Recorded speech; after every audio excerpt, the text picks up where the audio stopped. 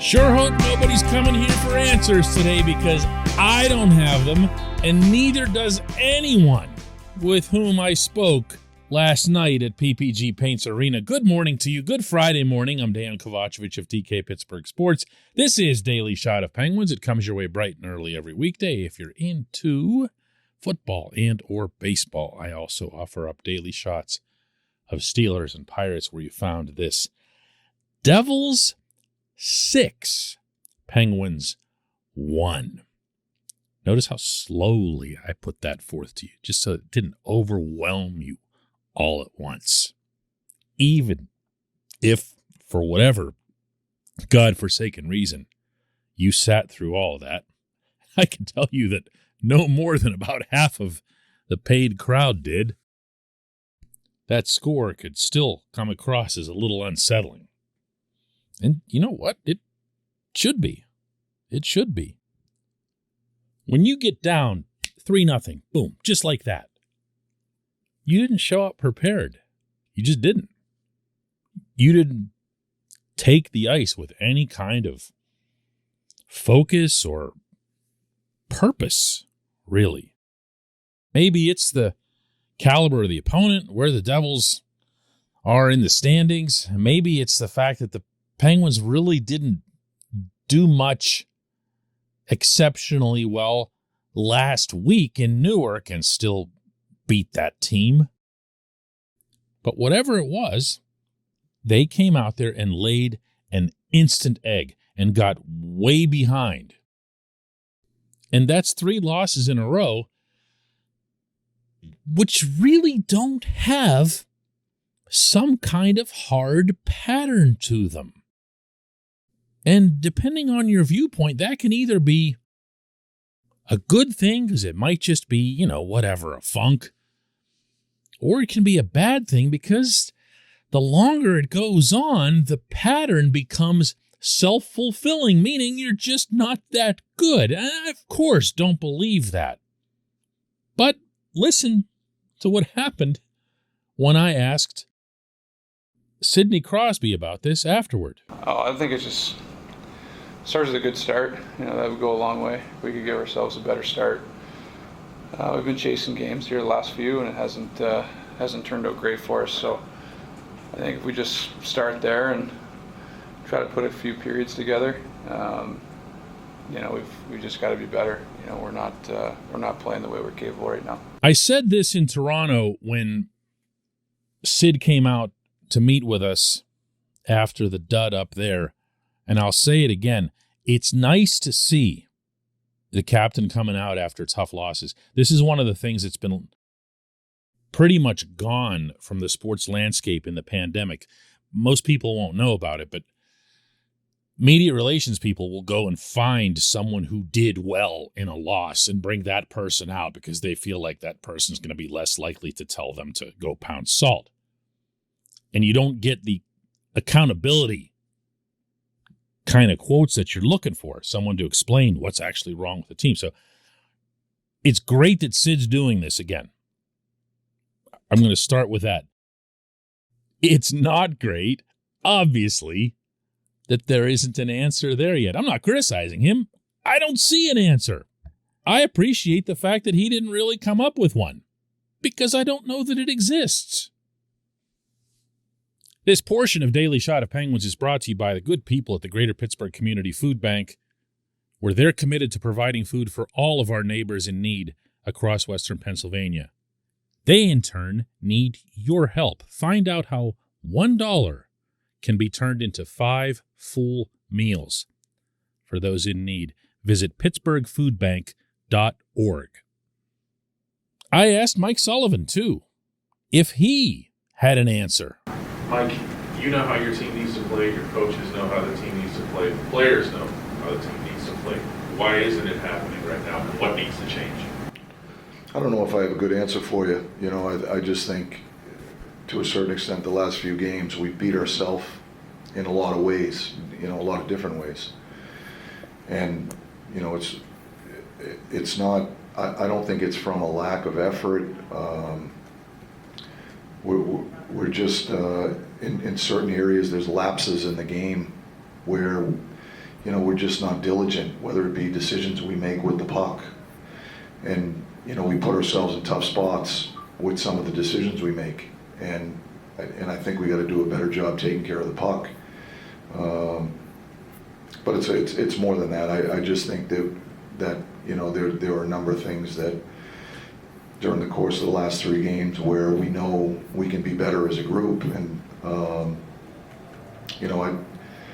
I was really looking forward to tonight's game because I really was excited about watching our team. And, obviously we didn't get the start that we wanted. I thought the second period we were really good and we just couldn't score. And it seemed like they were very opportunistic.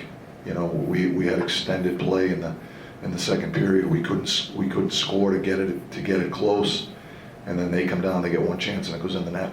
They were opportunistic there. So that was just the nature of how the game was played. So I'm not sure the score of the game was a true indication of how the game was played. But having said that, they were opportunistic on the chances they got.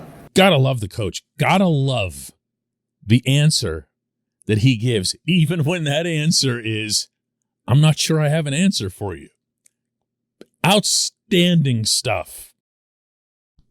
Because I don't think he has one either. And when we start going back and forth on what's really misfired for this team over the last 3 games, and I really do think it's the last 3 games, there might be people trying to stretch this to something way before that, or when Evgeny Malkin returned, or when Teddy Bluger went out of the lineup.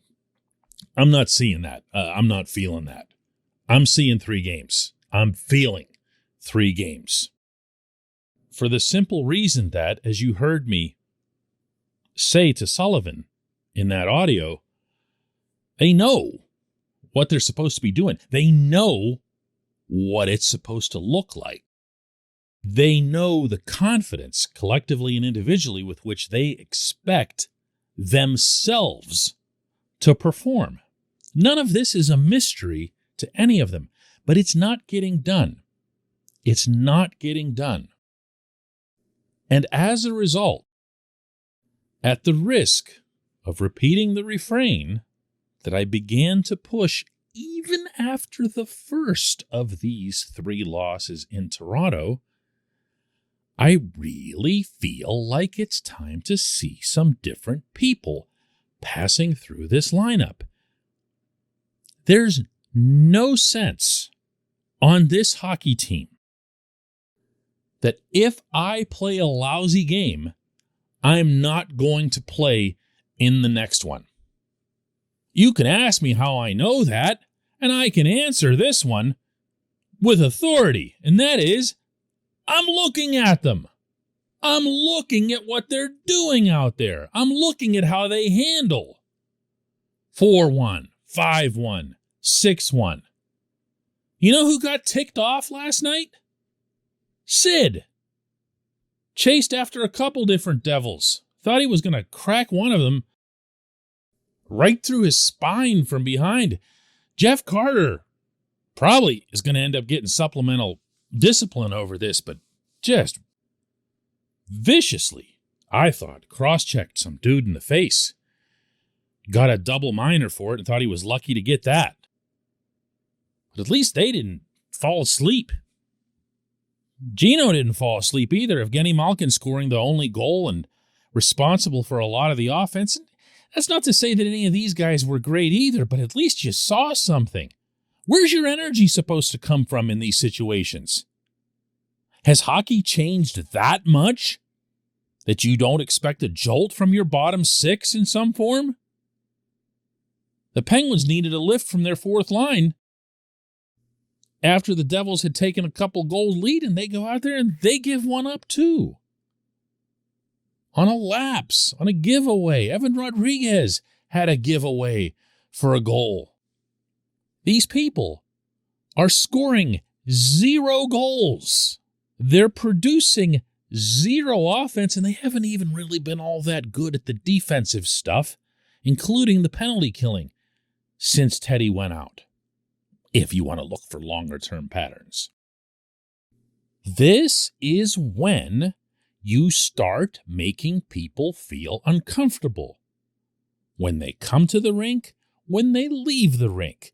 If you have scored no goals or one goal over a span of, several months, you should be quaking in your shoes, walking back to the car after the game. That isn't happening right now. And again, none of us needs to be a fly on the wall to figure that out. Just watch the games. Your energy shouldn't be coming from your generational superstar. When we come back, just one question.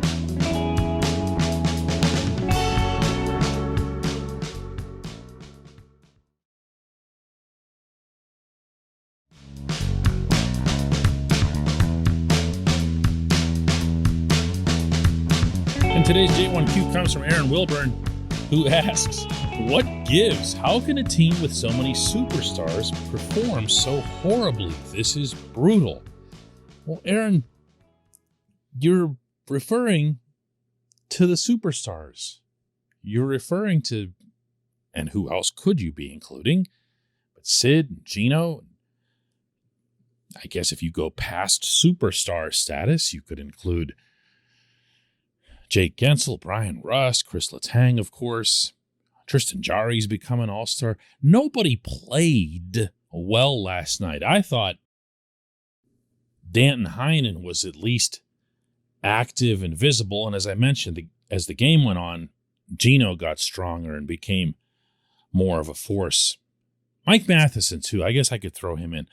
But we're really scraping here to just add a couple of names to the pile. It was a bad game. It was a bad game. But it's not now, in 2022, the singular domain of the superstars to carry this team. I have maintained this through the strongest stretches that this team has had over this winter. A 35-game stretch that matched the best 35-game stretch in franchise history.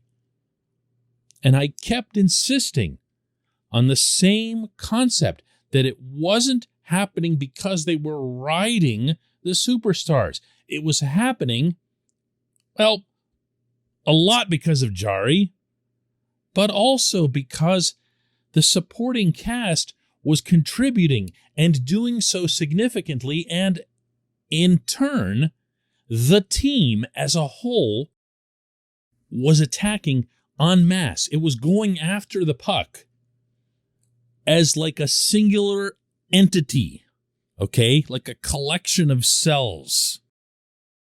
They were going after the puck as if they wanted it, not as if one player wanted it. And then from there, they were supporting the puck as if they wanted it, not as if just the one player wanted it.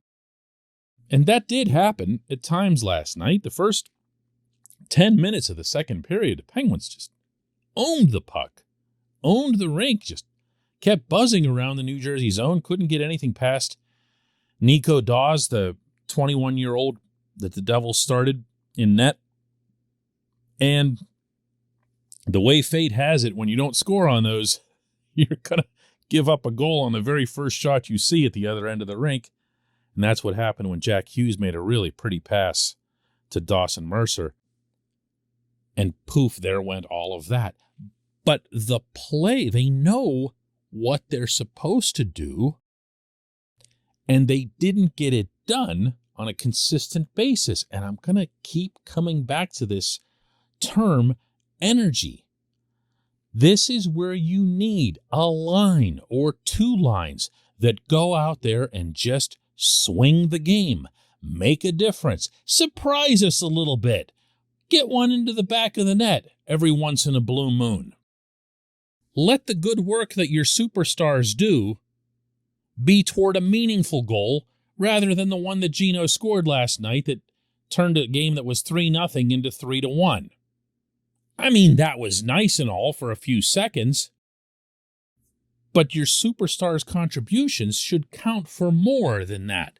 And they don't, because this team is getting Zippo from its supporting cast. And we'll see. Next up are the Rangers tomorrow. Okay, if they play like this, or like they've done in any of these 3 games against New York, they're going to get smoked. And it's not going to be because of anything they did wrong necessarily. It's going to be because the other guys are pretty good. Do you make changes to the lineup now? Do you wait through the weekend and see how they do against the Rangers tomorrow and then in Columbus on Sunday? I would, but I'm not running the team. All I'm doing is running out to Columbus to cover that game for you, and we'll talk about it on Monday's show. Thanks so much for the question and for listening to Daily Shot of Penguins today and every day.